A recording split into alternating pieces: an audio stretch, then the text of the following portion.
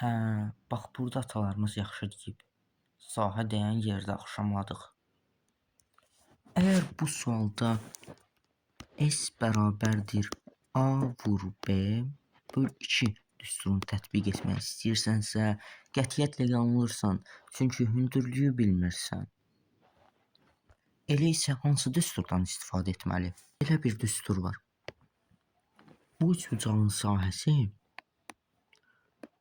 A vur B vur 2-də 1 vurulsun sinus alfaya bərabərdir.